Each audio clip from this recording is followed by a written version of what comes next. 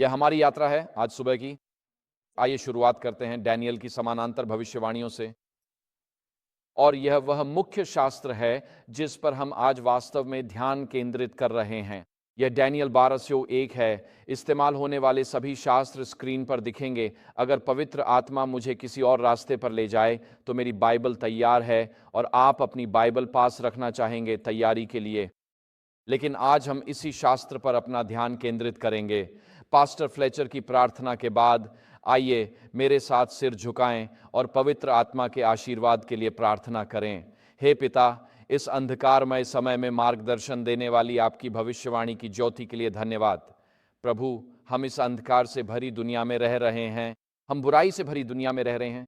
आज की दुनिया कहती है कि हम इस व्यक्ति को शासन नहीं करने देंगे, पर पिता, धन्यवाद कि पतरस के अनुसार यह भविष्यवाणी अंधेरे में रोशनी की तरह है, ताकि हम न गिरें न ठोकर खाएं, बल्कि समझें कि क्या होने वाला है और आत्मविश्वास से दूसरों को भी इस प्रकाश में बुला सकें। प्रभु, आज के अध्ययन में हम दानियेल को प्रेरित करने वाली वही आत्मा और आपके पवित्र आत्मा की उपस्थिति मांगते हैं, ताकि वह हमारे मन का मार्गदर्शन करे और हमें सही राह दिखाए। पिता, इस प्रार्थना को सुनने के लिए आपका धन्यवाद। हम यीशु के नाम में प्रार्थना करते हैं, आमीन। ठीक है, तो ये वह पाठ है, ये कहता है दानियेल 12:1, ये कहता है, और उस समय मीकाएल जो महान प्रधान है, जो तुम्हारे लोगों का रक्षक है, उठ खड़ा होगा। तब ऐसा संकट का समय होगा जैसा कि राष्ट्रों के अस्तित्व में आने के बाद कभी नहीं हुआ, लेकिन उस समय तुम्हारे लोग क्या होंगे? उद्धार पाएंगे। हाँ, जो उद्धार पाएंगे वे सब जिनका नाम पुस्तक में लिखा हुआ पाया जाएगा। तो हम इस पद को कैसे समझें और यह पद कब घटित होता है और मीकाएल कब खड़ा होता है और मीकाएल का खड़ा होना क्या अर्थ रखता है और मीकाएल कौन है? तो जब हम इस तरह के पद को देखते हैं तो आप जानते हैं, प्रचारक होने की, सप्त स्कूल शिक्षक होने की एक खुशी यह भी है कि जब आप सप्त स्कूल की कक्षा की तैयारी करते हैं तो आपको घर पर बैठकर उसका अध्ययन करना पड़ता है। उपदेश की तैयारी के लिए घर पर अध्ययन करना पढ़ी डी एचता है। प्रचारक या शिक्षक बनने की खुशी यह है कि जब आपको किसी विषय पर बोलने को कहा जाता है तो आपको स्वयं वचन का अध्ययन करना पढ़ी डी एचता है। इसलिए यदि आपको प्रचार करने या सिखाने का अवसर मिले तो हाँ कहें, ये केवल बोलने का मौका नहीं बल्कि परमेश्वर के वचन को गहराई से समझने का निमंत्रण है। यह आपके मन को बेजोड़ ढंग से फैलाता है। यह अटलांटिक को गिलास में भरने जैसा है जिसे परमेश्वर संभव कर देता है। तो यह है हम शुरुआत करेंगे दानियेल की समानांतर भविष्यवाणियों को देखकर। अब आप में से कुछ लोग जानते हैं कि ये बुनियादी बातें हैं, कुछ लोग शायद नहीं जानते होंगे, लेकिन यह पहली तालिका है जिसे हम यहाँ स्क्रीन पर देखने जा रहे हैं। यह दुनिया के राज्यों की मूल रूपरेखा है जो हमें दानियेल की पुस्तक के दूसरे अध्याय में मिलती है। यह नबूकदनेस्सर के स्वप्न की मूर्ति है, जहां सोने का सिर बाबुल का, चांदी की भुजाएं और छाती मादी फारस का प्रतिनिधित्व करती हैं और ऊपर उनके समाप्त होने की तिथियां दी गई हैं। फिर पीतल की जांघें हैं जो यूनान है, और वैसे मैं आपको आमंत्रित करता हूं कि आप देखें, लगभग हर एडवेंटिस्ट द्वारा यूनान का चित्रण गलत है क्योंकि जांघें घुटनों तक आती हैं। वे हमेशा जब लोहे की टांगों की बात होती है तो वे जांघों और पिंडलियों को भी लोहे की बना देते हैं, लेकिन लगभग हर एडवेंटिस्ट द्वारा डैनियल 2 का चित्रण गलत है क्योंकि जांघें घुटनों तक आती हैं। ये सिर्फ कमर के आसपास ही नहीं रुकती। तो डैनियल की अगली तस्वीर देखिए जो 2 आप कहीं देखते हैं, फिर लोहे की टांगें आती हैं, ये घुटनों से टखनों तक होता है। ये रोम का प्रतिनिधित्व करता है, उसके पगान और साम्राज्यवादी चरण में। फिर यूरोप के विभाजित राष्ट्र आते हैं और हम आज इसे यूरोपीय संघ में देखते हैं, जो वास्तव में एक यूरोपीय असंगठन है। और फिर वह पत्थर आता है जो मूर्ति को मारता है और पूरी पृथ्वी में फैल जाता है, जो यीशु के दूसरे आगमन का प्रतिनिधित्व करता है। और यह डैनियल अध्याय 2 का एक बुनियादी अवलोकन है। अगली रूपरेखा भविष्यवाणी में हमें 4 जीव मिलते हैं। इनमें से पहला है पंखों वाला शेर, जो डैनियल अध्याय 7 में जल से निकलता है। और अगर आप आज बर्लिन जाए और बर्लिन म्यूजियम जाए तो मैं आपको बर्लिन म्यूजियम जाने की सलाह दूंगा। कुछ अद्भुत जर्मन पुरातत्वविदों ने प्राचीन बाबुल के मुख्य समारोह द्वार ईस्टर गेट को पूरी तरह से खोद निकाला और उसे ईंट दर ईंट बर्लिन ले आए। वहाँ उन्होंने इसे फिर से बनाया और आप आज भी इसे देख सकते हैं। और मुझे लगता है कि यह पुरातात्विक चोरी का एक भयानक कृत्य है। ये ब्रिटिश म्यूजियम में जाना चाहिए था, बर्लिन म्यूजियम में नहीं, लेकिन कोई बात नहीं। तो खैर, जब आप दीवारों को देखते हैं, जब आप द्वार को देखते हैं, ईस्ट गेट की दीवारों को, तो प्राचीन बाबुल का प्रतीक एक पंखों वाला शेर था। जैसे आज रूस का प्रतिनिधित्व कौन सा जानवर करता है? भालू। और आज अमेरिका का प्रतिनिधित्व कौन सा जानवर करता है? कौन सा जानवर सबसे अधिक इस्तेमाल होता है? गंजा गिद्ध, है ना। और इंग्लैंड में हम शेर का इस्तेमाल करते हैं वगैरह। तो वह शेर, जब दानियेल ने वह सपना देखा या नबूकदनेस्सर ने वह दर्शन देखा, तो वह समझ जाते कि वह पंखों वाला शेर बाबुल का प्रतिनिधित्व करता है। और फिर भालू आता है, जो भविष्यवाणी के अनुसार एक तरफ उठा हुआ है और उसकी पसलियों में 3 हड्डियां हैं, जो मादी फारसियों का प्रतिनिधित्व करती हैं। और यह एक तरफ उठा हुआ है क्योंकि शुरुआत में वे मादी फारसी थे, लेकिन उस साम्राज्य में फारसी हावी हो गए, इसलिए अब इतिहास में इसे केवल फारसी साम्राज्य के नाम से जाना जाता है। यह जर्कसीस महान के समय और मैराथन व सैलामिस जैसे यूनानी युद्धों की बात है। उसके मुंह में 3 पसलियां फारसियों की पूर्व से जीत दर्शाती हैं, जिन्होंने बाबुल तक पश्चिम में विजय पाई। फिर उन्होंने उत्तर में तुर्की और दक्षिण में मिस्र को जीता। तो मुंह की 3 पसलियां उन 3 राज्यों को दर्शाती हैं जिन्हें मादी फारसियों ने जीता था।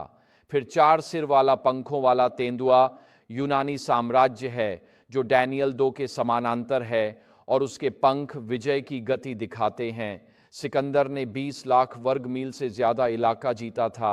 यह मानव इतिहास में देखे गए सबसे बड़े साम्राज्यों में से एक था। ये एक अद्भुत बात है। उनके पास मोबाइल फोन नहीं थे, उनके पास इंटरनेट नहीं था, उनके पास फैक्स मशीनें नहीं थीं, उनके पास कंप्यूटर नहीं थे, लेकिन वे पृथ्वी की सतह के विशाल क्षेत्रों पर विजय प्राप्त कर सकते थे। जब सिकंदर महान ने अपनी विजय पूरी की, तो बाबिलोन में बड़ी पार्टी दी, खूब शराब पी, मलेरिया हुआ और वह फिर कभी नहीं जागा। वह मर गया। उसने इतिहास का सबसे बड़ा साम्राज्य जीता था, लेकिन वह अपनी जीत का आनंद नहीं ले सका। उसका एक छोटा बेटा था, लेकिन वह छोटा बेटा, वह 2 साल का था। वह उस लड़ाई में जीवित नहीं बचा और साम्राज्य 4 भागों में बंटा। टॉलेमी ने मिस्र पर कब्जा किया। क्लियोपेट्रा सीजर के समय में टॉलेमी वंश की अंतिम शासक बनी। और सेल्यूकस ने आज के सीरिया, ईरान और इराक पर कब्जा किया और वे सेल्यूकिड्स कहलाए। और फिर लाइसिमेकस था, उसने आज के तुर्की पर कब्जा किया। और कासेंडर ने आज के मैसेडोनिया और ग्रीस पे कब्जा किया। फिर समुद्र से यह चौथा जानवर निकलता है। और मेरी पत्नी कहती हैं कि मुझे सास के बारे में कुछ नहीं कहना चाहिए, तो मैं सास के बारे में कुछ नहीं कहूँगा। लेकिन यह एक ऐसा जानवर है जिसका वर्णन नहीं किया जा सकता, जिसके सिर पर 10 सींग हैं और उसमें से एक छोटा सा सींग निकलता है जो उन अन्य 3 सींगों को हटा देता है, और यह मूर्ति पूजक रोम का प्रतिनिधित्व करता है। और फिर जो छोटा सींग निकलता है वह पोप के अधीन रोम का प्रतिनिधित्व करता है। और फिर दानियेल अध्याय 7 में तो आपके पास वहाँ विभिन्न जानवर निकलते हुए दिखाए गए हैं। लेकिन फिर दानियेल अध्याय 7 में वास्तव में आपके पास रोम और मसीह के दूसरे आगमन के बीच स्वर्गीय न्याय है। दानियेल 2 में यह हिस्सा नहीं है क्योंकि वह सबसे व्यापक रूपरेखा की भविष्यवाणी है, लेकिन दानियेल 7 में वास्तव में पूर्व आगमन न्याय को वहां सूचीबद्ध किया गया है। ये वे आयतें हैं और यह यहाँ पूर्व आगमन न्याय है, इसकी व्याख्या। फिर आप दानियेल 2 की तरह यीशु मसीह के दूसरे आगमन के साथ निष्कर्ष निकालते हैं। यह दानियेल 7 की रूपरेखा जैसा है। फिर दानियेल 8 पर आते हैं, जो मुख्य रूप से पूर्व आगमन या जांच पड़ताल न्याय के शुरू होने के समय पर केंद्रित है। कुछ लोग इसे जांच न्याय या पूर्व आगमन न्याय कहते हैं। मैं इसे पूर्व आगमन न्याय कहता हूं क्योंकि यह इसे उद्धार के इतिहास में स्थापित करता है कि यह सब अनुग्रह काल की समाप्ति और यीशु के आने से पहले होना चाहिए। तो आज मैं इसे पूर्व आगमन न्याय ही कहूँगा। और इस दर्शन में यहाँ बाबुल को नहीं दिखाया गया है क्योंकि यह दर्शन 548 ईसा पूर्व में दिया गया था, बाबुल के पतन से 9 साल पहले, और उस समय बाबुल पहले से ही एक कमज़ोर साम्राज्य था। लेकिन यहाँ एक बकरा और एक मेढ़ा है, और मेढ़े के 2 सींग हैं, जिनमें से एक पहले आता है और एक दूसरे से बड़ा है। और भविष्यवाणी वास्तव में इसे मादी फारस के रूप में संदर्भित करती है। और जैसे भालू एक तरफ उठा हुआ था, एक तरफ दूसरे से ऊंचा था, वैसे ही मेढ़े का एक सींग दूसरे से बड़ा है, जो मादी फारसी साम्राज्य में फारसियों की प्रधानता का प्रतिनिधित्व करता है। और फिर आपके पास बकरा है जो यूनान का प्रतिनिधित्व करता है, और यूनान के बकरे के सिर पर एक बड़ा सींग है।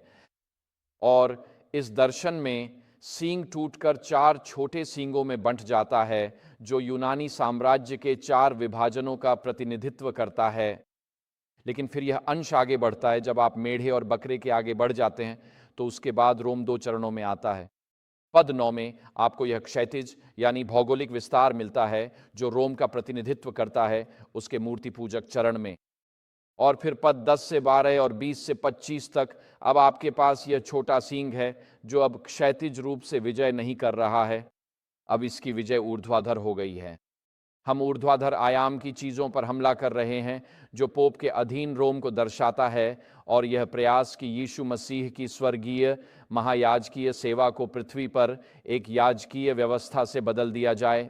फिर यह स्वर्गीय न्याय के साथ समाप्त होता है। पद 13-14 में 2300 दिनों के बाद पवित्र स्थान शुद्ध किया जाएगा।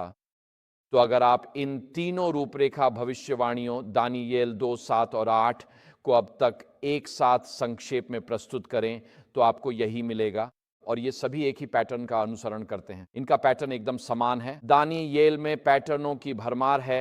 जहां पशु सांसारिक शक्तियों को दर्शाते हैं, इसमें अध्याय 2 की मूर्ति, अध्याय 7 के 4 पशु, अध्याय 8 का बकरा और मेढ़ा और छोटी सींग दिखाए गए हैं। ये सभी पहले पृथ्वी के सामर्थ्य बताते हैं, फिर ईश्वरीय हस्तक्षेप की ओर बढ़ते हैं।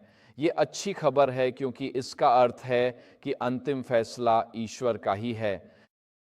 जब दानियेल ने मूर्ति का वर्णन किया तो व्याख्या के सबसे पहले भाग में उसने कहा, हे राजा नेबूकदनेजर, आपने यह मूर्ति देखी और यह दिखने में अत्यंत भयानक थी। और इससे पहले कि वह इसके सभी हिस्सों का वर्णन करता, यह डरावना था। दानियेल कह रहा है कि मानव इतिहास की धारा जो साम्राज्यों और शक्तियों के उत्थान पतन के इर्द गिर्द घूमती है, डरावनी है, क्योंकि हर बार नया साम्राज्य आने पर खून खराबा, गुलामी, शोषण, उत्पीड़न, आक्रमण, विस्थापन और लगातार पीड़ा होती है। इसलिए दानियेल अध्याय 2 में मानव इतिहास का सारांश देते हुए इसे डरावना बताता है। रोमन सेना या मादी फारसी जैसे किसी भी साम्राज्य का शिकार होना सचमुच एक भयानक अनुभव होता। लेकिन इन 3 अध्यायों की खुशखबरी यह है कि पृथ्वी की शक्तियां चाहे जो भी करें, परमेश्वर हमेशा हस्तक्षेप करता है। आमीन। और परमेश्वर हमेशा हस्तक्षेप करता है। वह स्वर्ग में पूर्व आगमन न्याय में हस्तक्षेप करता है, और जब यीशु फिर से आते हैं तो वह पृथ्वी पर भी हस्तक्षेप करता है। इन अंशों का निष्कर्ष एक आशा के संदेश के साथ होता है कि चाहे ये सांसारिक शक्तियाँ दानियेल के समय से यीशु के आने तक कुछ भी करें, विश्वासियों के लिए हमेशा आशा है कि परमेश्वर सब ठीक करेगा, यीशु हस्तक्षेप करेंगे और सब नया कर देंगे। और जब यीशु आएंगे और वह पत्थर उस मूर्ति को टक्कर देगा तो उस मूर्ति का कोई भी चिन्ह शेष नहीं रहेगा। यही है वह पीड़ा, दासता, उत्पीड़न, क्रूरता, शोषण, निर्वासन और भयानक नरसंहार। परमेश्वर के आने वाले नए राज्य में ये सब मिट जाएंगे। इसके लिए परमेश्वर की स्तुति हो। आमीन। तो वे इस तरह ये संक्षेप में बताता है। ये कुछ ऐसा है जैसे हम यहाँ 30,000 फीट की ऊंचाई से उड़ रहे हों। वे वह सारांश चार्ट्स हैं। लेकिन अब हम थोड़ा और करीब आएंगे डैनियल 12 की ओर, जहां मीकाएल खड़ा होता है। डैनियल के अध्याय 10, 11 और 12 आपस में जुड़े हैं। ये एक ही इकाई हैं। डैनियल 2, 7 और 8 भविष्यवाणियां हैं। डैनियल 9 भी एक भविष्यवाणी है जो डैनियल 8 के समय की व्याख्या करती है। हम इस पर आज दोपहर या सुबह ही आएंगे। डैनियल के अंतिम 3 अध्याय 10 से 12 एक ही इकाई हैं। हम आमतौर पर डैनियल 11 पर ध्यान देते हैं, लेकिन 10, 11 और 12 सभी एक साथ जुड़े हैं, और डैनियल 11 यहीं से वह भविष्यवाणी शुरू होती है। यह है जो पाठ कहता है। ये कहता है, अब गैब्रियल डैनियल से बात कर रहा है, अब मैं तुम्हें सत्य बताऊंगा। फारस में 3 और राजा उठेंगे, चौथा राजा उन सभी से कहीं अधिक धनी होगा, और जब वह अपने धन से शक्तिशाली होकर यूनान के खिलाफ सभी को उकसाएगा। फिर एक योद्धा राजा उठेगा जो विशाल साम्राज्य पर राज्य करेगा और मनचाहा काम करेगा। उसके बढ़ते ही उसका राज्य चारों दिशाओं में बंट जाएगा, पर न तो उसकी संतान को मिलेगा, न ही उसमें पहले जैसा वैभव रहेगा, क्योंकि उसका राज्य उखाड़कर औरों को सौंप दिया जाएगा। तो हम खुद से पूछ सकते हैं, ये राजा वास्तव में कौन है? और आपको पता है, हमने विलेज चर्च में साल 2017, 2018, 2019 और 2020 में कुल 4 डैनियल 11 सम्मेलन आयोजित किए थे और हमने बहुत अच्छी प्रगति की। हमने शुरुआत की थी डैनियल 11 की 5 व्याख्याओं के साथ और इसे घटाकर लगभग 2.5 कर दिया, जो धर्मशास्त्रियों के बीच वास्तव में बिजली की गति से आगे बढ़ने जैसा है। और हम धर्मशास्त्री उस प्रक्रिया में दोस्त बन गए। लूथर कहते हैं, स्वर्ग हमें धर्मशास्त्रियों के क्रोध से बचाए। हम उस प्रक्रिया में दोस्त बन गए और अगले मई में प्रकाशित वाक्य 17 पर फिर काम करेंगे। यह कार्यक्रम AMI बिल्डिंग बियरियन स्प्रिंग्स में होगा। इसे कैलेंडर में नोट कर लें। इस अंश पर दुनिया भर के एडवेंटिस्ट विद्वानों के बीच लगभग सर्वसम्मति थी। तो अगर आप उस अंश को विभाजित करेंगे तो आप देखेंगे कि आप फारस के राजाओं की पहचान कर सकते हैं, फिर राजा यानी सिकंदर महान और ग्रीक साम्राज्य का विभाजन। तो यह भविष्यवाणी दारियुस मादी के समय में दी गई थी। वह बाबुल में साइरस महान के अधीन एक स्थानीय शासक था। इसी दौरान दानियेल 10 से 12 लिखा गया। भविष्यवाणी कहती है, फारस में 3 और राजा उठेंगे। वे इतिहास के कैम्बिसिस द्वितीय थे। स्मार्डिस, जिन्हें धोखेबाज मानकर झूठा स्मार्डिस कहते हैं, उसने सिंहासन छीना था, फिर हटा दिया गया। फिर दारियुस प्रथम हिस्टेस्पिस 521 से 450 तक शासन रहा। लिखा है, चौथा सबसे अधिक धनी होगा। ये थे जर्कसीस महान। आपने जर्कसीस महान और उसके यूनानी आक्रमणों को सुना होगा। बाइबल में उन्हें अहश्वेरोश कहते हैं, जिन्होंने रानी एस्तेर से विवाह किया। लिखा है, एक योद्धा राजा उठेगा। वे थे सिकंदर महान, जिन्होंने उत्तरी यूनान के मैसेडोनिया से आक्रमण किया। इसमें लिखा है, उसका राज्य टूटकर चारों दिशाओं में बांट दिया जाएगा। जैसा कि आप देख सकते हैं, यूनानी साम्राज्य 4 भागों में बंट गया। टॉलेमी, सेल्यूकस, कैसेंडर और लाइसीमेकस। हम कहते हैं यह प्राचीन इतिहास और दैवीय समय है, लेकिन वास्तव में ये बातें आज भी हम पर प्रभाव डालती हैं। आमीन। जैसे मेरे हाथ में घड़ी नहीं है, लेकिन अगर आपके हाथ में घड़ी है तो कृपया हाथ उठाए। अब अगर आपकी घड़ी में जैसे कि 1, 2, 3 से लेकर 12 तक के अंक लिखे हैं तो अपना हाथ ऊपर ही रखें। क्या आपकी घड़ी में ये है? ठीक है। क्या आप जानते हैं कि ये नंबर कहाँ से आए हैं? ये बेबीलोन से आए हैं। उनका गणित 6 के आधार पर था और उनके पास शून्य की अवधारणा नहीं थी। तो आपकी कलाई घड़ी पर समय का गणित बेबीलोनियन गणित पर आधारित है। 1 मिनट में 60 सेकंड होते हैं, 1 घंटे में 60 मिनट होते हैं, एक वृत्त में 360 डिग्री होते हैं। नबूकदनेजर द्वारा बनाई गई दानियेल 3 की मूर्ति 60 हाथ ऊंची और 6 हाथ चौड़ी थी। तो वे लोग संख्या 6 के आधार पर काम कर रहे थे। तो आप कहते हैं, अरे प्राचीन बेबीलोन का आज मुझ पर कोई असर नहीं है। अरे आप जानते हैं, हमारे घर में सुबह की पारिवारिक उपासना में हम दानियेल की भक्ति पुस्तक पढ़ रहे हैं। अभी 1-2 दिन पहले ही हम पढ़ रहे थे कि कैसे राष्ट्रपति रोनाल्ड रीगन की पत्नी नैन्सी ज्योतिषी चार्ट बना रही थी। वह यह देखने के लिए ज्योतिषी चार्ट देख रही थी कि लीबिया पर कब हमला करना है और कौन सी नीतियां अपनानी हैं, वगैरह वगैरह। और ये चार्ट प्राचीन बेबीलोन से आए हैं। तो खगोल विज्ञान और ज्योतिष दोनों ही प्राचीन बेबीलोन से ही आए हैं। ये आज भी अमेरिकी विदेश नीति को प्रभावित करता है। कम से कम राष्ट्रपति रीगन के समय तो ऐसा ही था। और अगर आपके पास कलाई घड़ी है और आप समय को 12 या 24 घंटे के हिसाब से मापते हैं तो आप अपनी कलाई पर बेबीलोन की गणित ही ढो रहे हैं। ठीक है। तो आज यहाँ कोई भी ये ना सोचे कि ये चीजें हमें प्रभावित नहीं करती। मान लीजिए यूनानी जब कोई कुछ बकवास कहता है तो आप कहते हैं यह तर्क संगत नहीं है। हमारा सोचने का तरीका और दिमाग का हार्डवेयर यूनानी दर्शन और तर्क से ही तैयार हुआ है। तो हम कहते हैं कि हर ए है। आप इस तर्क को मानते हैं? यह यूनानी तर्क है। हर ए है, हर गैर ए बी है, इसलिए सी बराबर है बी के, है ना? क्या आप मेरी बात समझ रहे हैं? अभी थोड़ा जल्दी है, मुझे पता है कि आज वीकेंड है और सब बात है और हम अभी अभी जागे हैं। तो हर ए है, हर गैर ए बी है। तो अगर कोई चीज ए नहीं है तो वह जरूर बी होगी, इसलिए सी बराबर है बी के। ठीक है, ये शास्त्रीय तर्क है और हम तर्क का इस्तेमाल करते हुए अपनी तर्क शक्ति का उपयोग करना चाहते हैं। यह यूनानी दर्शन से आया है। यह हमारे भीतर गहराई तक है। हमें लगता है कि इसका असर नहीं होता, पर यह आपके रिश्तों, बच्चों की परवरिश और भविष्य की योजनाओं को प्रभावित करता है। आप समय तय करें, मैं आपसे मिलूंगा। हम किस समय मिलें? आज 11:30 बजे। आप बेबीलोनियन समय का उपयोग कर रहे हैं और हमारे कानूनी सिस्टम पश्चिमी दुनिया के अधिकांश हिस्सों में रोमन साम्राज्य के कानूनी सिस्टम पर आधारित हैं, जिसमें संहिताबद्ध कानून प्रणाली आदि शामिल है। हम इसमें और गहराई से जा सकते थे, पर समय की कमी के कारण आज नहीं करेंगे।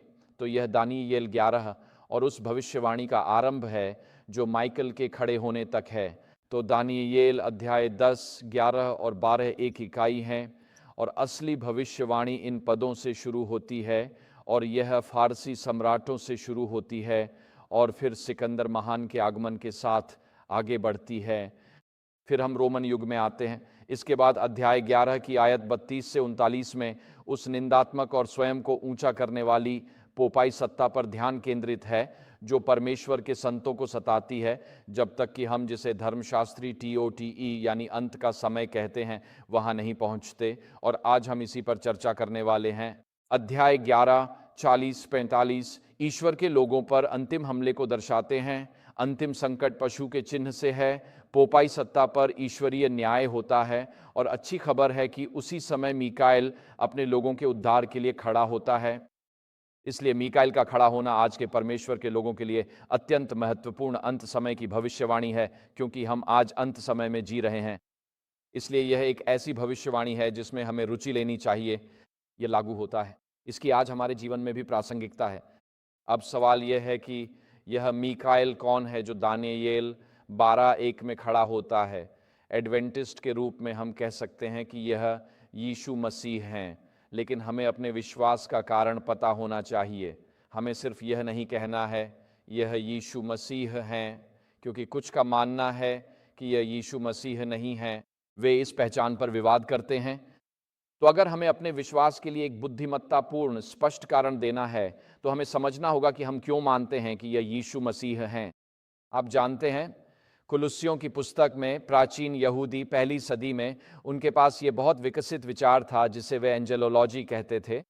उन्होंने स्वर्गदूतों का अध्ययन किया। राफेल, गैब्रियल और माइकल यहूदी धर्मशास्त्र के स्वर्गदूत थे। उनका मानना था कि माइकल मानवता का मध्यस्थ था और गैब्रियल के साथ परमेश्वर के सिंहासन के पास था। कुलुस्सियों की पुस्तक इन्हीं विधर्मों के खिलाफ लिखी गई है। महत्वपूर्ण है कि हम यह न कहें कि माइकल ही यीशु है। हमें जानना चाहिए कि शास्त्रानुसार माइकल यीशु क्यों है, इसलिए नहीं कि क्वेश्चंस ऑन डॉक्ट्रिन या सिस्टर व्हाइट ने ऐसा कहा, बल्कि इसलिए क्योंकि बाइबल इसे प्रमाणित करती है। तो हम शुरू करेंगे दानियेल 10:4 से 9 तक से। यह दानियेल का अंतिम दर्शन है जो अध्याय 10, 11 और 12 में है। ये सब जुड़े हुए हैं। शास्त्र यही कहता है। और दानियेल को एक दर्शन होता है और वह जमीन पर गिर जाता है। इसमें लिखा है, पहले महीने की 24 तारीख को जब मैं दजला नदी के किनारे था, मैंने ऊपर मलमल पहने एक व्यक्ति को देखा जिसकी कमर पर ऊफाज का स्वर्ण पट्टा था। उसका शरीर बैरिल सा, चेहरा बिजली सा और आंखें जलती मशालों सी थीं। उसके हाथ पैर चमकते कांसे जैसे और आवाज़ भीड़ की गर्जना जैसी थी। मैं दानियेल अकेला ही यह दर्शन देख रहा था।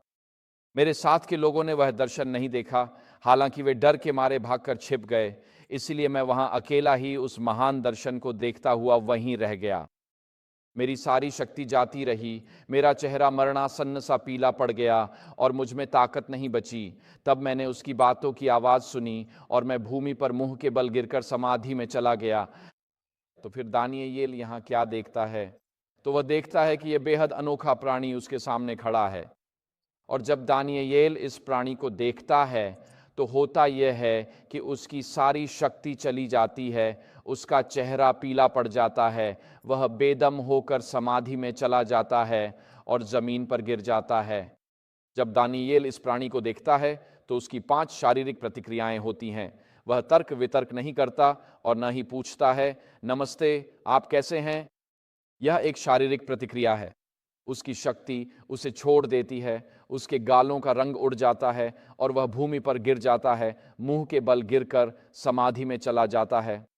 और दानियेल की यह प्रतिक्रिया बाइबल में अन्य कुछ मामलों के बहुत समान है, जहां हम इसे थियोफनी कहते हैं, यानी जब परमेश्वर किसी के सामने व्यक्तिगत रूप से प्रकट होते हैं। और इसका सबसे स्पष्ट उदाहरण यहेजकेल अध्याय 1 में मिलता है।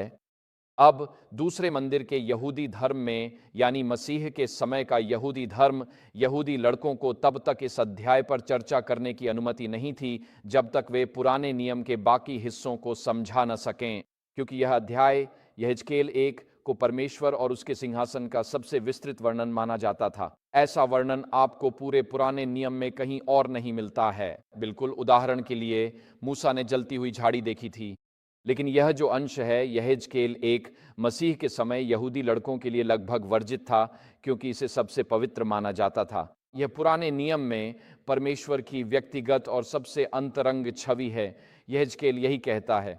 मैं अध्याय को पद 26 से शुरू करूंगा। इससे पहले आपने सिंहासन, जीवित प्राणी, घूमते हुए पहिए, उनके भीतर आंखें और ऐसी बातें देखी हैं। हम अभी उन पर चर्चा नहीं करेंगे, लेकिन जब यहेजकेल अपनी आंखें पहियों के ऊपर उठाकर सिंहासन की ओर देखता है, तो वह वहाँ यह देखता है, और आप देख रहे हैं ऊपर लाल शब्दों में यहेजकेल आपको पर्याप्त विवरण देता है ताकि आप समझ सकें, लेकिन यहाँ हर एक चीज़ किसी न किसी चीज़ की समानता मात्र है। वह अनुमानित रूप में बात कर रहा है, क्योंकि परमेश्वर को व्यक्तिगत रूप से देखना उसके लिए बहुत भारी है, इसलिए वह कहता है कि सब कुछ किसी चीज़ की समानता थी।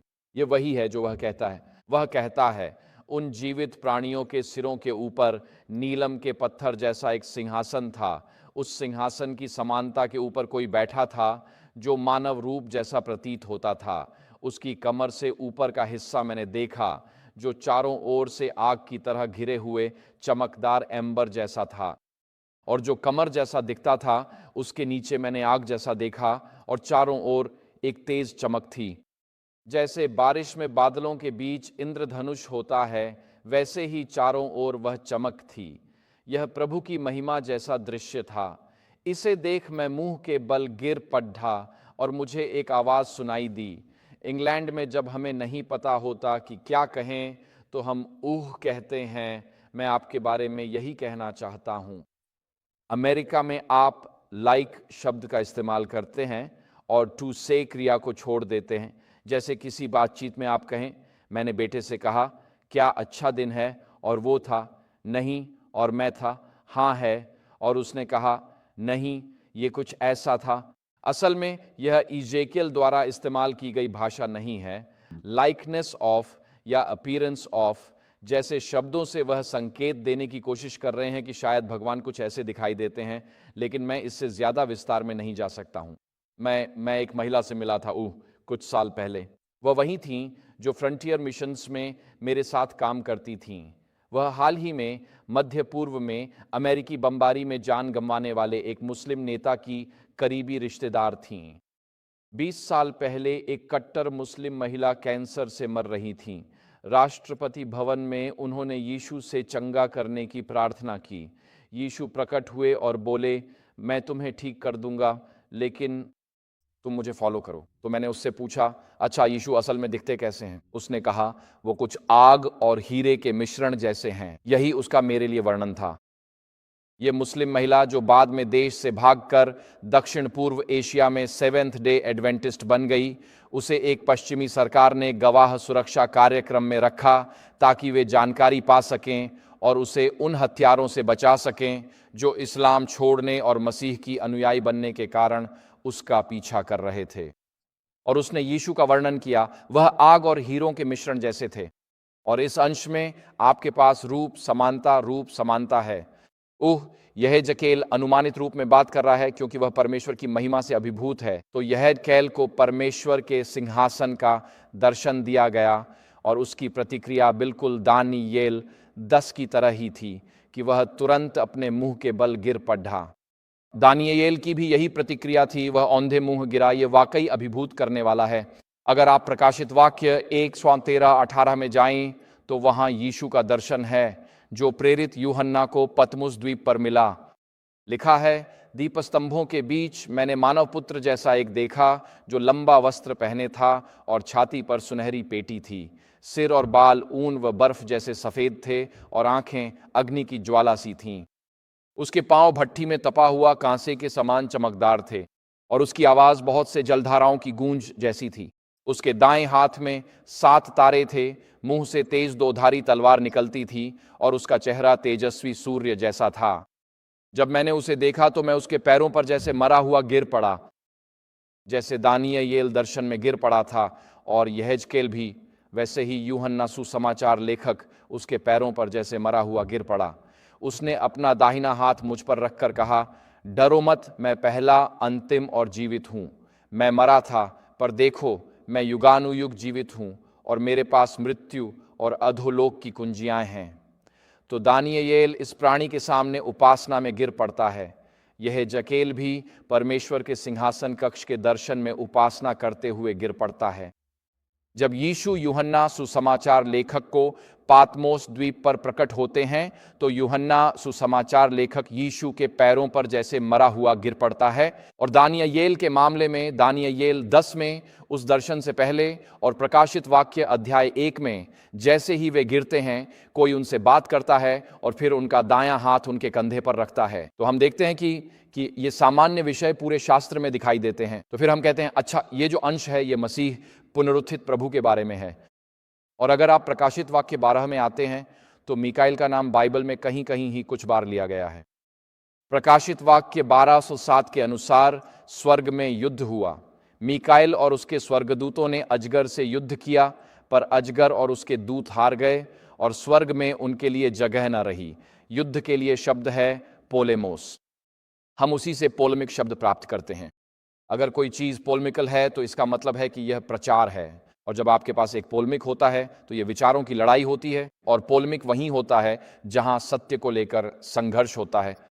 तो जब स्वर्ग में युद्ध हुआ तो ये इस बात को लेकर युद्ध था कि क्या सत्य है और क्या असत्य। और हम आगे देखेंगे कि वास्तव में यह परमेश्वर के स्वभाव को लेकर संघर्ष है। हम इस अध्ययन में आज दोपहर बाद उस पर आएंगे, लेकिन इस अंश में हम समझते हैं कि मिखाइल स्वर्ग की सेनाओं के सेनापति हैं। और यहोशू अध्याय 5 पद 13 और 15 में, मेरे पास वह अंश स्क्रीन पर नहीं है, यहोशू प्रभु की सेनाओं के सेनापति के आगे झुकता है और उसकी उपासना करता है।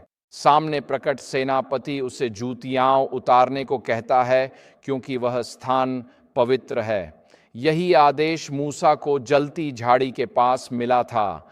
वह सेनापति मसीह हैं, जो प्रकाशित वाक्य 19 और 2 थिस्सलुनीकियों 1 के अनुसार स्वर्ग की सेनाओं के साथ फिर आएंगे। तो मिखाइल के बारे में निष्कर्ष क्या है? निष्कर्ष ये है, यहेजकेल अनुसार दानिय्येल परमेश्वर का दर्शन देखता है। प्रकाशित वाक्य अनुसार वह यीशु मसीह को उनकी महिमा में देखता है।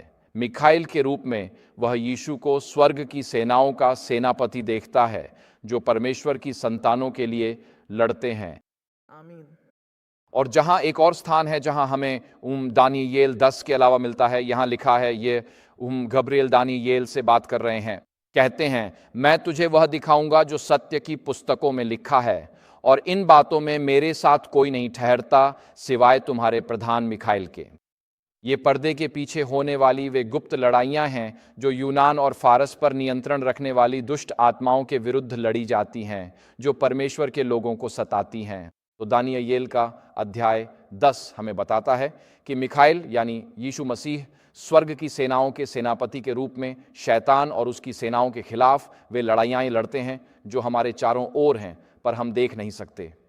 2 हफ्ते पहले स्लोवेनिया की राजधानी में सुसमाचार प्रचार के बाद मुझे राष्ट्रीय पर्यटन प्राधिकरण के एक वरिष्ठ अधिकारी ने एक बहुत अच्छे रेस्तरां में आमंत्रित किया।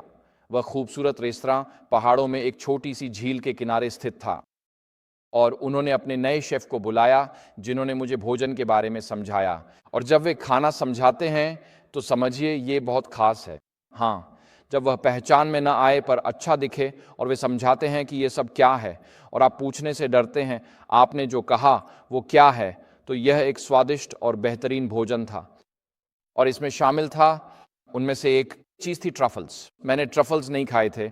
ये गर्मियों के पतले कटे हुए ट्रफल्स थे। इनका स्वाद मिट्टी जैसा होता है। तो ये एक भूमिगत मशरूम है। लेकिन जब हम बात कर रहे थे तो रेस्तरां के मालिक ने कहा, कॉनराड, उन्होंने कहा हमने ये ज़मीन खरीदी क्योंकि हमने स्थानीय शेमानों से सलाह ली थी। और ये कुछ ऐसा है, ये एक ऐसा व्यक्ति है जो देश में पर्यटन प्रशासन के लिए राष्ट्रीय स्तर पर एक प्रमुख हस्ती है। उन्होंने कहा हमने स्थानीय शेमानों से सलाह ली और यह ज़मीन यहाँ इसलिए खरीदी क्योंकि पृथ्वी और ब्रह्मांड की ऊर्जा रेखाएं यहाँ मिलती हैं। रेखी करने वालों के लिए यह एक बेहद प्रभावशाली और अच्छा स्थान है। उन्होंने आगे कहा, शेमान मुझे बताते हैं कि यह पूरी इमारत अदृश्य प्राणियों से घिरी हुई है। वे कहते हैं लेकिन चिंता मत करो, वे मित्रवत शक्तियां हैं। मैंने कहा, मैंने मन ही मन सोचा, नहीं नहीं नहीं, हम यहाँ राक्षसों से घिरे हुए हैं। यह एक ऐसा स्थान है जो तंत्र मंत्र को समर्पित है और यहीं मैं अभी खाना खा रहा हूँ। दानियेल 10 के युद्धों में हम पढ़ते हैं कि कैसे मिकाइल उन अदृश्य बुराई की शक्तियों के खिलाफ युद्ध लड़ते हैं ताकि परमेश्वर के लोगों की रक्षा हो सके, और मैं इसके लिए आमीन कहता हूँ। इसलिए यहूदा की पुस्तक के 9वें पद में मूसा की मृत्यु पर प्रधान स्वर्गदूत मिकाइल ने मूसा के शरीर के लिए शैतान से संघर्ष किया और उन्हें पुनर्जीवित कर वापस स्वर्ग ले गए। तो मिकाइल न केवल स्वर्ग की सेनाओं का नेतृत्व करता और शैतान की शक्तियों से लड़ता है, बल्कि वह पूजा के योग्य है, मृतकों को जीवित करने का अधिकार रखता है और स्वयं यीशु मसीह है। आमीन। इसलिए जब हम दानियेल 12 के पहले पद में मिकाइल को खड़ड्या देखते हैं तो हमें समझना चाहिए कि हम किसके बारे में बात कर रहे हैं। मिकाइल यीशु के बारे में अद्भुत बातें बताता है। वह स्वर्ग की सेना का सेनापति है और शैतान की अदृश्य शक्तियों से लड़ता है। वह शैतान पर विजयी है। उसके पास कब्र से मृतकों को जीवित करने और उन्हें स्वर्ग ले जाने का अधिकार है और वह स्वयं यहोवा परमेश्वर के रूप में पूजा के योग्य है। अब हम तीसरे प्रश्न की ओर बढ़ते हैं, जो है मिकाइल कब खड़ा होता है। और ये एक सवाल है जिसका जवाब मैं जानना चाहूँगा। मिकाइल इस भविष्यवाणी में कब खड़ा होता है? इतिहास में इसकी सटीक जानकारी क्या है? क्या कोई विशेष समय है या क्या ऐसी घटनाओं की कोई श्रृंखला है जो पहले होनी चाहिए? आप जानते हैं, समय को लेकर हमारी सोच अलग है। इंग्लैंड में मैं जमैकन और श्वेत एंग्लो चर्चों के बीच बड़ा हुआ हूँ, ठीक है, और इन दोनों चर्चों में समय इसी तरह चलता है। एक श्वेत अंग्रेज चर्च में सेवा ठीक 11 बजे शुरू होती है, चाहे कोई आए या ना आए, और यह 12 बजे तक समाप्त हो जाती है। और अगर आप 12:05 पर भी प्रचार कर रहे हैं तो लोग वे घड़ी देखते हुए इशारा करते हैं, जैसे कह रहे हों, पास्टर वाइन, अब पोटलक और घर जाने का समय है। ठीक है, तो इंग्लैंड की एंग्लो संस्कृति में, जहां से मैं आता हूं, सेवा 11 बजे शुरू होती है, चाहे कोई वहां हो या ना हो। और जब हम जमैका के चर्चों में गए तो वहां सेवा तब शुरू होती है जब सब पहुंच जाते हैं। 11 बजे का लक्ष्य होता है, पर शायद आप 11:45 तक शुरू ना करें। यहाँ समय का पैमाना अलग है। जमैका की संस्कृति में लोगों का साथ होना सबसे ज़रूरी था, वहीं अंग्रेजी संस्कृति में समय का पालन सबसे ज़रूरी था, चाहे कोई साथ हो या ना हो। तो हमारे पास इन चीज़ों में ये अंतर है। तो मैंने ये सीखा कि उस संस्कृति में अंतिम संस्कार समयबद्ध है। मृतकों हेतु समय के मायने नहीं, वे हमेशा समय पर होते हैं, लेकिन शादियां हमेशा देर से शुरू होती थीं। दुल्हन जितनी देर से आती थी, शादी उतनी ही महत्वपूर्ण मानी जाती थी। इसलिए आप पहले ही खाना खा लेते थे, क्योंकि आपको पता नहीं होता था कि वहाँ कितनी देर तक इंतज़ार करना होगा। तो सवाल है, माइकल कब खड़ा होता है? कुछ लोग जानना चाहते हैं कि क्या कोई तय समय है, जैसे इंग्लैंड की एंग्लो मंडली के लिए 11 बजे, और कुछ शायद इसे जमैकन नज़रिए से देखते हैं और पूछते हैं, खड़ा होने से पहले कौन सी घटनाएं होनी चाहिए। तो हम इन सवालों को अलग अलग दृष्टिकोणों से देखते हैं। लेकिन आइए देखें कि बाइबल वास्तव में इस बारे में क्या कहती है। तो ये दानियेल 11:44 है और इसमें लिखा है, और अंत के समय में दक्षिण का राजा उस पर धावा बोलेगा और उत्तर का राजा उस पर बवंडर की तरह चढ़ाई करेगा, रथों, घुड़सवारों और बहुत से जहाज़ों के साथ, और वह देशों में प्रवेश करेगा और बह निकलेगा और आगे बढ़ जाएगा।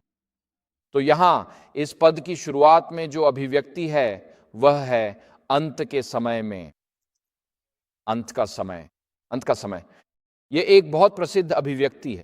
ये केवल दानियेल की पुस्तक में ही आती है। ये प्रकाशित वाक्य में नहीं आती, ये पुराने नियम में कहीं और नहीं आती, कहीं और नहीं, ये यहाँ तक कि नए नियम में भी नहीं आती। यह अभिव्यक्ति केवल दानियेल की पुस्तक में ही आती है।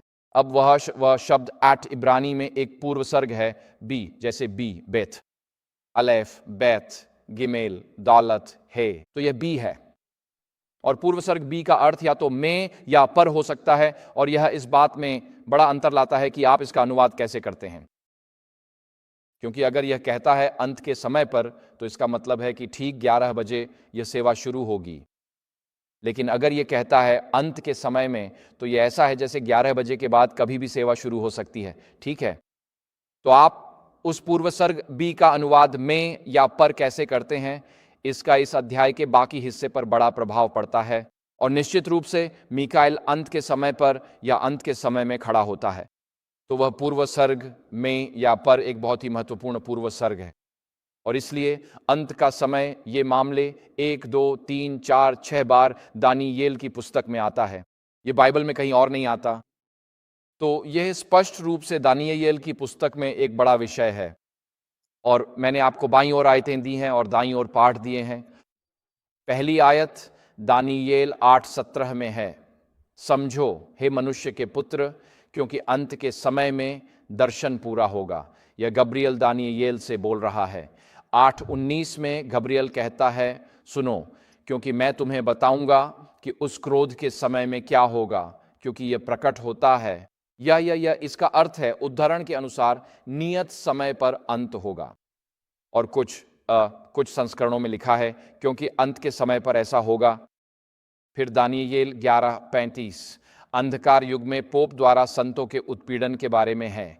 इसमें लिखा है, कुछ बुद्धिमान गिरेंगे ताकि अंत के समय तक उनकी परीक्षा हो, वे शुद्ध और उजले बने। यह यूरोप में पोप की सर्वोच्चता के 1260 वर्षों के उत्पीड़न की ओर संकेत करता है। यह दानियेल 11 के केंद्र में है। और दानियेल 11:24 में लिखा है, अंत के समय में दक्षिण का राजा उस पर धावा बोलेगा। और यही इसकी व्याख्या का मुख्य पद है, क्योंकि यह एक क्षण विशेष है या फिर एक समयावधि। यह पूर्व सर्ग इन या आठ पर निर्भर करता है। और फिर 12:4 में लिखा है, इन बातों को छिपा रख और पुस्तक को अंत के समय तक सील कर दे। तो दानियेल की पुस्तक सील कर दी जाएगी। ये एक बंद किताब होने वाली है। लोग इसे तब तक नहीं समझ पाएंगे जब तक अंत का समय शुरू नहीं होता। और ये गैब्रियल डैनियल से कह रहे हैं। और फिर डैनियल की पुस्तक के अंत में समय के बारे में अंतिम संदर्भ 12:9 में है। और यह भी गैब्रियल डैनियल से कह रहे हैं और कहते हैं, उसने कहा, अपने रास्ते पर जा डैनियल, क्योंकि ये बातें अंत के समय तक बंद और मुहरबंद हैं। तो बाइबल में अंत का समय वाक्यांश के यही केवल उदाहरण हैं। तो अगर मिखाएल खड़ा होता है डैनियल 12:1 में, या तो अंत के समय में या अंत के समय पर, तो हमें डैनियल की पुस्तक में देखना होगा कि हम अंत का समय वाक्यांश की व्याख्या कैसे करें, क्योंकि यह प्रकाशित वाक्य में नहीं आता, यह यशायाह में नहीं आता और बाइबल में कहीं और भी नहीं आता। तो डैनियल 12:7 में यह एक व्यक्ति के बारे में बात करता है जो मलमल के वस्त्र पहने हुए है। और मुझसे मानिए, यह मसीह हैं। इसके लिए आप डैनियल 10:5 में वापस संदर्भ लें। यह कहता है, मलमल के वस्त्र पहने हुए व्यक्ति जो ऊपर की ओर था, उसने अपना दायां हाथ और बायां हाथ स्वर्ग की ओर उठाया और उस पर शपथ खाई, जो सदा जीवित रहता है, कि यह 1 समय, 2 समय और आधे समय के लिए होगा। और जब वह पवित्र लोगों की शक्ति को तितर बितर करने का कार्य पूरा कर लेगा, तब ये सारी बातें पूरी हो जाएंगी। तो ये यूरोप में पोप सत्ता के दौरान परमेश्वर के संतों के उत्पीड़न और उनकी शक्ति के तितर बितर होने का संदर्भ है। अब ये बातें अंत के समय में पूरी होंगी, जो 1 समय, 2 समय और आधे समय के बाद शुरू होता है। तो आप डैनियल 7:25 पर आते हैं, जहां छोटे सींग की शक्ति के बारे में बात की गई है। यह कहता है, वह परम प्रधान के विरुद्ध बड़े बड़े शब्द बोलेगा और परम प्रधान के संतों को थका देगा और समयों और विधियों को बदलने का विचार करेगा, और वे 1 समय, 2 समय और आधे समय तक उसके हाथ में कर दिए जाएंगे। तो आइए खुद से पूछें, डैनियल की पुस्तक में समय शब्द का उपयोग कैसे किया गया है? तो समय, समयों और आधे समय की इन अभिव्यक्तियों के अलावा समय शब्द केवल डैनियल की पुस्तक में अध्याय 4 में आता है, जहां डैनियल 4:16, 23 और 25 में यह 1 वर्ष को दर्शाता है। तो यदि आप शास्त्र की व्याख्या शास्त्र से ही करने जा रहे हैं, तो डैनियल की पुस्तक में समय शब्द 1 वर्ष को ही दर्शाता है। हम यह नेबूकदनेस्सर की पागलपन की घटना में देखते हैं। तो एक समय, समयों और आधा समय का अर्थ है 3 और आधा समय या 3 और आधा वर्ष। और एक यहूदी चंद्र वर्ष 360 दिनों का होता है। तो सिद्धांत रूप में यह 1260 दिन बनता है। और क्योंकि यह भविष्यवाणी का समय है, न कि वास्तविक समय, इसलिए एक भविष्यवाणी का दिन एक भविष्यवाणी के वर्ष के बराबर होता है। यह हमें पोप की सर्वोच्चता के 1260 वर्षों तक ले जाता है। और यह 538 ईस्वी में शुरू हुआ और 1798 ईस्वी में समाप्त हुआ, जब नेपोलियन बोनापार्ट की फ्रांसीसी सेनाओं ने जनरल बर्थियर के नेतृत्व में पोप पायस को बंदी बना लिया था। तो माइकल के खड़े होने से ठीक पहले क्या होता है? 3 बातें। पहला, माइकल यूरोप में पोप की सर्वोच्चता के अंत के बाद खड़ा होता है, और यह है हम अभी इसे बहुत सटीक रूप से सीमित नहीं कर रहे हैं, लेकिन ये वे बातें हैं जो घटित होती हैं। यह घटना समय, समय और आधे समय के बाद घटित होती है। यही पोप की सर्वोच्चता के 1260 वर्ष हैं।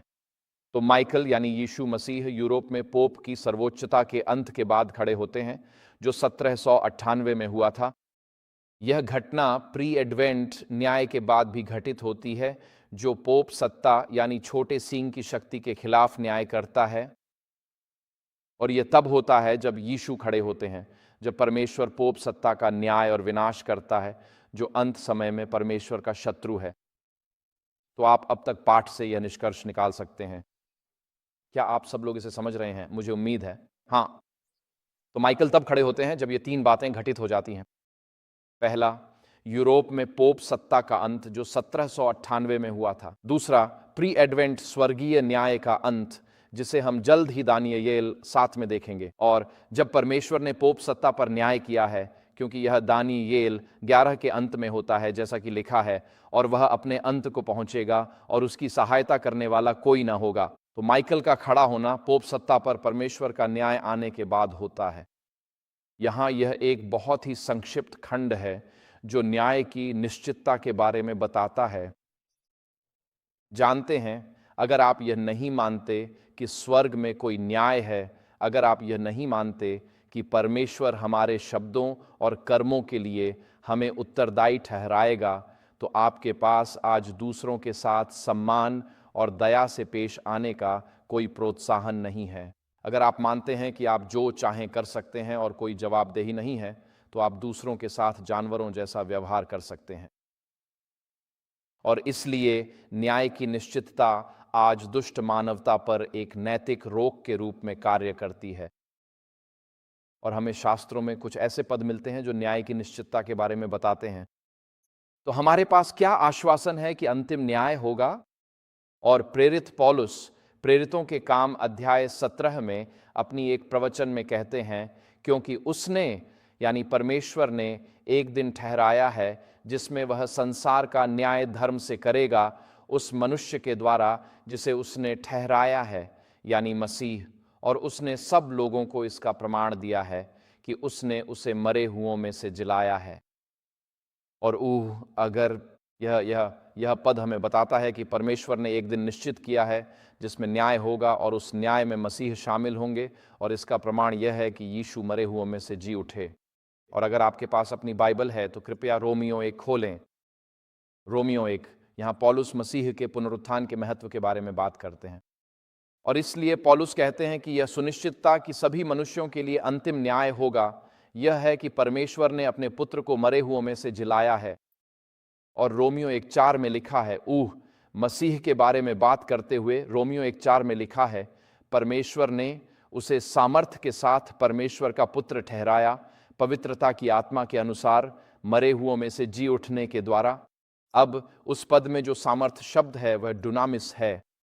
आपको क्या लगता है कि अंग्रेजी में कौन सा शब्द डुनामिस शब्द से आया है? डायनामाइट या डायनामिक? तो जब यीशु मरे हुओं में से जी उठे तो हम कह सकते हैं कि वह डायनामाइट जैसा था। अब मैं आपसे एक सवाल पूछता हूं, अगर आपके जीवन में डायनामाइट फट जाए तो क्या कुछ भी पहले जैसा रहता है? नहीं। तो यीशु का पुनरुत्थान केवल डायनामिक ही नहीं है, बल्कि यह डायनामाइट के फटने जैसा है। यह परमेश्वर की सामर्थ्य है। और जब यीशु मरे हुओं में से जी उठे तो मानवता के लिए कुछ भी पहले जैसा नहीं रहा, क्योंकि यह इस बात की गारंटी है कि यीशु ही मसीह हैं, वे परमेश्वर के पुत्र हैं और एक अंतिम न्याय है और वे फिर से आने वाले हैं और वे एक दिन धर्मी संतों को कब्र से उठा सकते हैं। इस घटना के बाद कुछ भी पहले जैसा नहीं रहता। उन्होंने मरे हुओं में से जी उठने की पुष्टि दी है। अब अगला सवाल है, क्या पौलुस के समय में न्याय अभी भी भविष्य में था? और इसका उत्तर प्रेरितों के काम 24-25 में मिलता है। और ये पौलुस हैं जो रोमी राज्यपाल से बात कर रहे हैं। मुझे लगता है कि ये फेलिक्स है। फेलिक्स शब्द का अर्थ है खुश, लेकिन फेलिक्स एक गहराई से दुखी व्यक्ति था।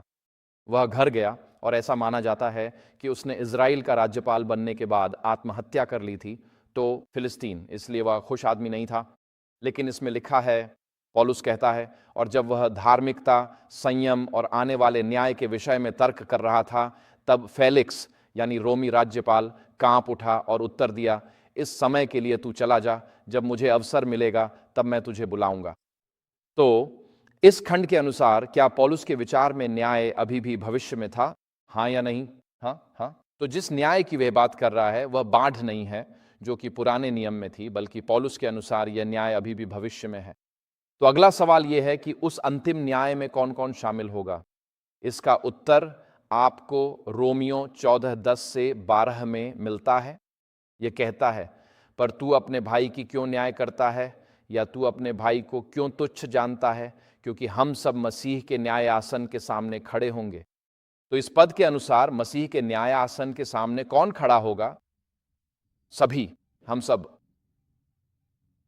कोई भी अंतिम न्याय से अछूता नहीं है। यह अच्छी खबर है। यह डरावनी खबर भी है,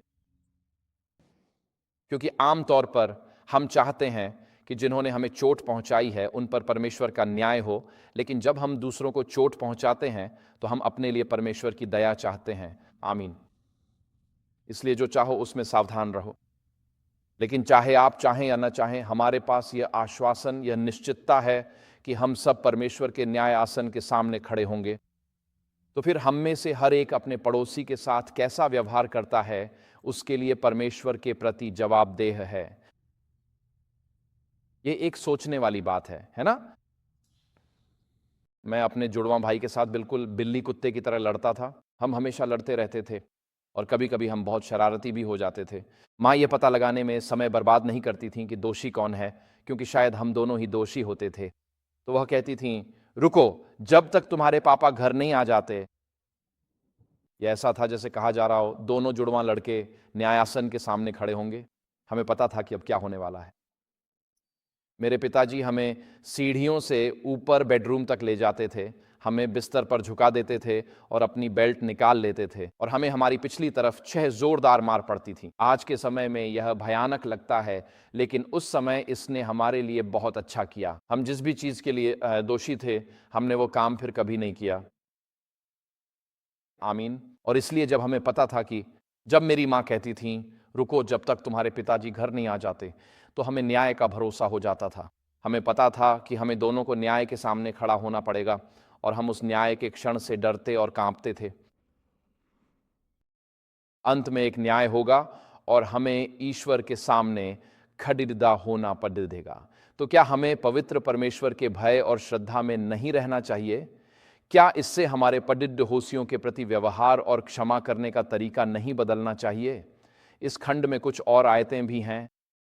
उस अंतिम न्याय में क्या परमेश्वर केवल हमारे कर्मों और हमारे शब्दों का ही न्याय करेंगे? नहीं, इसका उत्तर है वह कुछ और भी अधिक व्यक्तिगत चीज का न्याय करेंगे। ये रोमियो 2:16 में है। पौलुस न्याय के बारे में बताते हैं कि कैसे परमेश्वर यीशु मसीह के द्वारा मेरे सुसमाचार के अनुसार लोगों के गुप्त भेदों का न्याय करेगा।